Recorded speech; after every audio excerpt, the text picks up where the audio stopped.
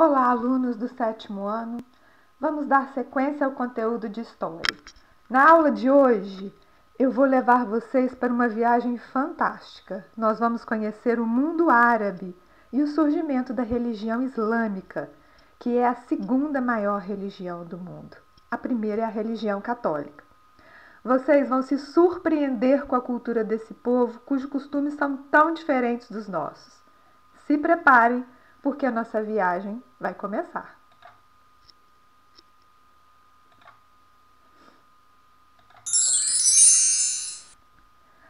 A Arábia, ela se localiza no continente asiático. Seu território é dominado por grandes desertos, mas há também regiões menos áridas, localizadas no litoral. Como vocês podem ver, a Península Arábica ela é banhada a oeste pelo Mar Vermelho e a leste pelo Golfo Pérsico e ao sul pelo Oceano Índico.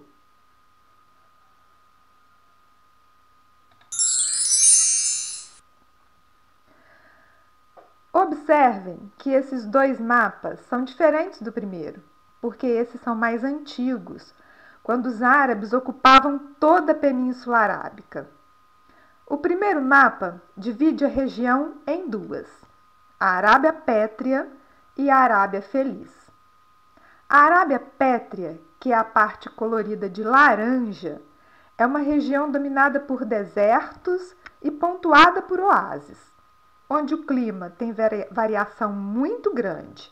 Durante o dia faz muito calor e durante a noite é muito frio. Isso acontece porque a areia não consegue reter o calor. A parte colorida de verde é chamada de Arábia Feliz, porque é uma região de solo fértil e clima agradável, mais chuvoso, devido à sua proximidade com o mar. No segundo mapa, eu vou falar sobre o povoamento. A Arábia era habitada por diversas tribos. As tribos que habitavam os desertos e oásis eram chamadas de beduínos. Os beduínos eram, portanto, os povos do deserto. Eles eram nômades, viviam em guerra uns com os outros, disputando os oásis. Criavam e comercializavam animais como camelos, carneiros e cabras. Já a Arábia Feliz, que são as áreas próximas ao litoral, elas eram habitadas por tribos sedentárias, que praticavam agricultura e também comércio. Quem pratica agricultura tem que fixar moradia, vocês sabem disso. E a agricultura só era possível ser praticada nos oásis ou nas áreas próximas ao litoral, na chamada Arábia Feliz.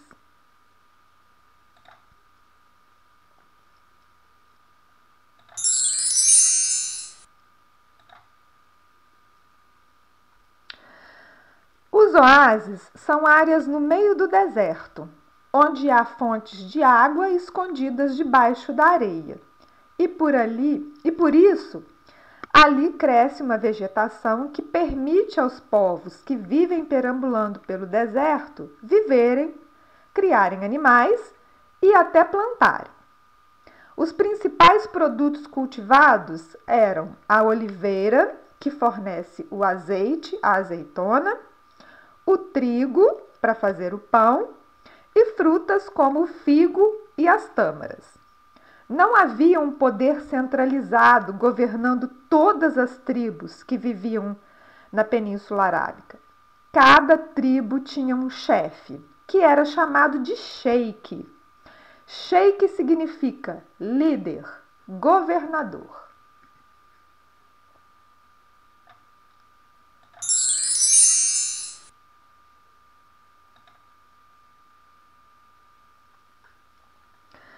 Quanto às crenças religiosas, as tribos árabes, tanto as do deserto, que eram chamadas de beduínos, quanto das cidades no litoral, eram todas as tribos politeístas. Vocês sabem o que é, acreditavam em vários deuses. Mas cada tribo tinha um deus principal que eles cultuavam e acreditavam que esses deuses incorporavam-se em pedras, em árvores, em plantas. O principal centro de culto dos árabes era a cidade de Meca, localizada próxima ao litoral. Em Meca havia um templo religioso chamado de Caaba. No interior desse templo havia vários símbolos que representavam os mais de 300 deuses cultuados pelas tribos. Um desses símbolos era uma pedra negra, que, segundo a tradição, era uma pedra branca, mas que com o passar do tempo escureceu porque absolveu os pecados da humanidade.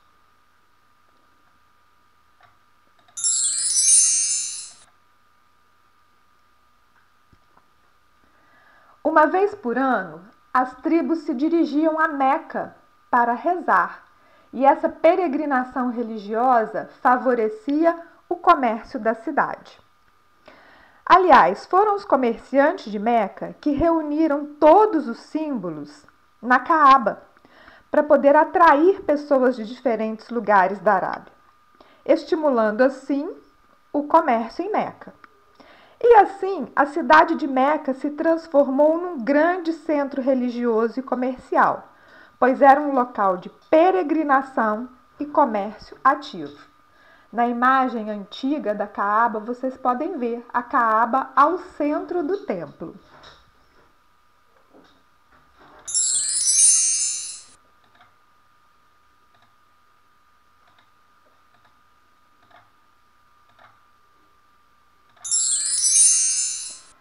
Deixa eu voltar. Isso. Vejamos agora como foi o surgimento da religião islâmica, que se baseia na crença em um único Deus.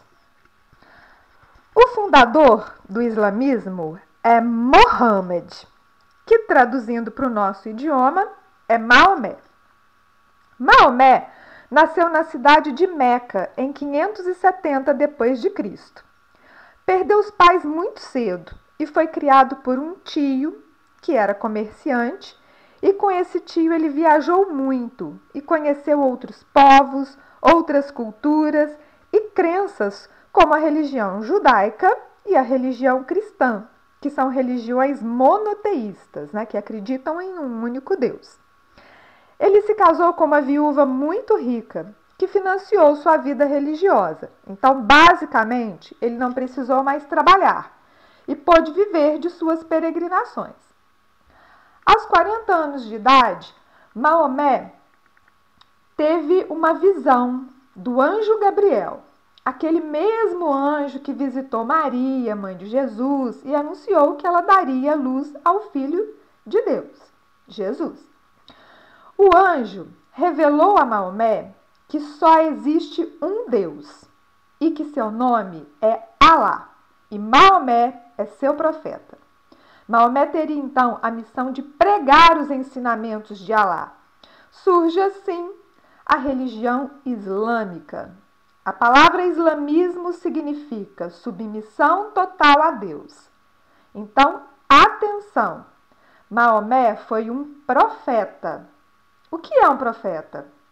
Profeta é aquele que anuncia a palavra de Deus.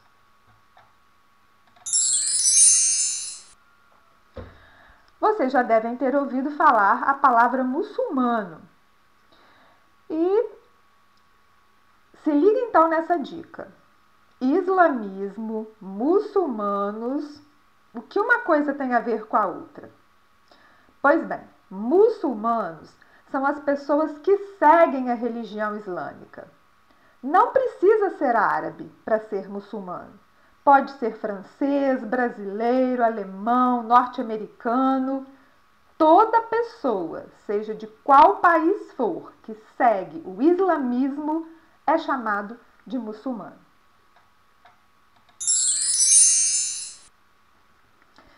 Maomé iniciou suas peregrinações na crença no Deus Alá em sua cidade natal, Meca.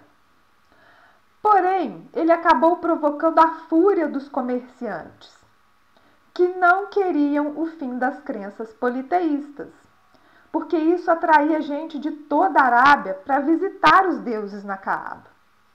Esses comerciantes passaram então a perseguir Maomé, que, com medo de morrer, fugiu da cidade de Meca para a cidade de Yatreb. Essa cidade, Yatreb, depois passou a se chamar Medina, que significa cidade do profeta. Essa fuga de Maomé de Meca para Medina, ela é chamada de Hégira, e ela ocorreu no ano de 622. Ela marca o início do calendário muçulmano.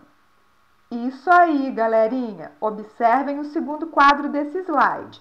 Vocês vão ver que nós, povos ocidentais de maioria cristã, seguimos o calendário cristão, cujo ano 1 é o ano do nascimento de Cristo. Já os muçulmanos têm uma maneira diferente de contar o tempo. Para eles, o ano 1 é o ano da Hégira, é o ano da fuga de Maomé, de Meca para Medina. Portanto, gente, eles não estão no ano de 2020. Eles estão no ano de 1441. Isso quer dizer que eles são mais atrasados? Claro que não, né? Contagem de tempo é uma convenção. Os chineses, por exemplo, estão no ano de 4718. Existem diferentes maneiras de se contar o tempo, e isso muda de acordo com a cultura de cada povo.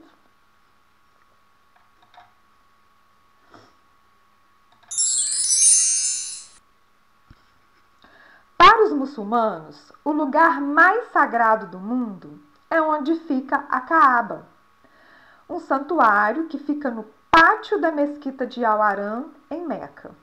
Vamos entender por quê. No ano de 630, Maomé partiu de Medina de volta para Meca, liderando um grupo de seguidores. Ele conquistou a cidade de Meca, invadiu a Caaba, destruiu todos os símbolos politeístas que estavam na Caaba, com exceção da Pedra Negra, o único símbolo que foi preservado. Essa pedra é provavelmente um pedaço de meteorito. Mas vocês devem estar se perguntando, por que Maomé manteve a Pedra Negra na Caaba? Segundo a tradição, essa pedra ela foi trazida pelo anjo Gabriel e foi entregue a Abraão, que foi quem construiu a Caaba. 7º ano. Terminamos a primeira parte de nossa aula. Na próxima semana, daremos continuidade a esse assunto. Agora que já vimos como surgiu a religião islâmica, a gente vai mergulhar na cultura dos árabes muçulmanos e saber como eles viviam.